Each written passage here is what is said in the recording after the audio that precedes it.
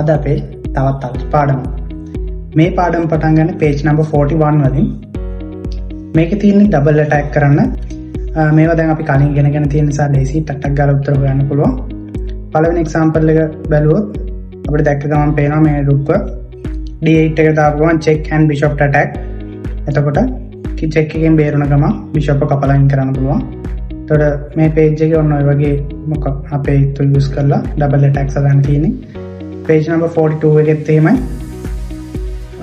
මේ කියන එක හතර දෙනා link කැමති කෙනෙක් use කරලා double attack සදාන්න තියෙන්නේ. ඊට පස්සේ අපි යනවා page number 43 වලට. මෙන්න මේකේ පොඩි අලුත් වචනයක් තියෙනවා. cooperation of two pieces. මොකක්ද බලමු අපි මේකේ double attack එකක්ම තමයි. cooperation of two pieces. කියන්නේ තු දෙන්නෙක්ගේ භාවිතයෙන් කියන්නේ දෙන්නෙක් භාවිතා කරලා මොකක් හරි double attack එකක් හදන්න තියෙනවා. අපි පොඩ්ඩක් පළවෙනි example එක බලමු. white move තියෙන්නේ.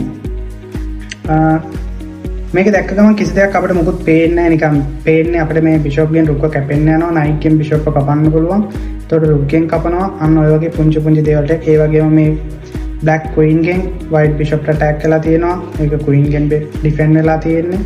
එතකොට මේ pawn මේ d5 එකේ ඉන්න pawn ටත් attack කරලා තියෙනවා. එතකොට මෙන්න මේ වගේ දේවල් ටිකක් තමයි පේන්නේ.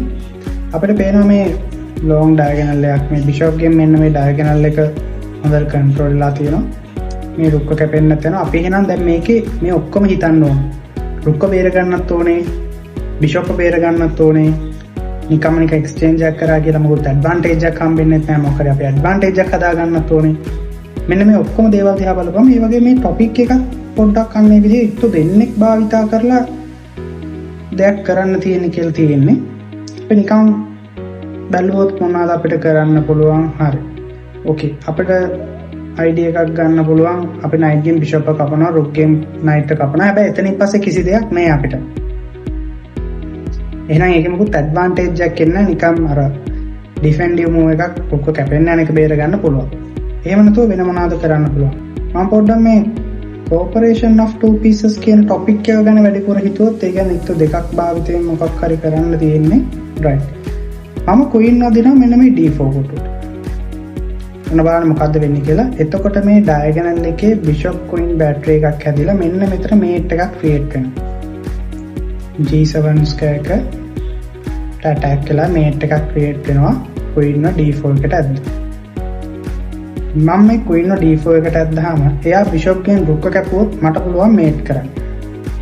හැබැයි මෙයා මේක mate එකෙන් මේර ගන්න මේ මොකක් හරි move එකක් කරොත් defensive move එකක් අපිට පුළුවන් මේ pawn f6 අදින්න. ඒතකොට නැත්තම් knight හරි මොකක් හරි කරලා ඔන්න mate එකෙන් බේරෙන විදිහක් එයා හිතුවොත් අපිට පුළුවන් knight ගෙන් bishop එක කපන්න. ඊට පස්සේ ආයාට rook ගෙන් කපන්න බෑ. ඒත් mate එකට යනවා. mate එක බේරලා තිබ්බොත් අපිට මේ piece එක කපෙන්න පුළුවන්. මේකේ අපි bishop and queen කියන දෙන්නම use කරලා double attack එකක් තමයි හැදුවේ. කියන්නේ mate එකකුත් තියෙනවා piece එකකටත් attack වෙනවා. අන්න ඒ වගේ pieces දෙකක් use කරලා double attacks හදන්න තමයි මෙන්න මේ පිටුවේ තියෙන්නේ. මේක චුට්ටක් විතර දැන් අලුත්ම ළමෙක් නම් පොඩ්ඩක් විතර අමාරුයි කියලා හිතෙයි. හැබැයි කමක් නැහැ. අන්න ඒ වගේ පොඩ්ඩක් වෙනස් විදිහට හිතලා try කරලා බලන්න ඔයාලට උත්තර ගන්න පුළුවන්. මේකත් precisions board එකේ හදාගන්න. හදලා ඉත්තු ඇදලා බලලා answers ටික හොයාගන්න. මේකත් හොඳට අවධානයෙන් උනන්දුවෙන් වැඩේ කරන්න. ඔයාට හොඳට ඊට පස්සේ ගේම්ස් අදිද්දි ටැක්ටික්ස් පේන්න ගන්න. එහෙනම් ඊළඟ වීඩියෝ එකෙන් හම්බ වෙමු.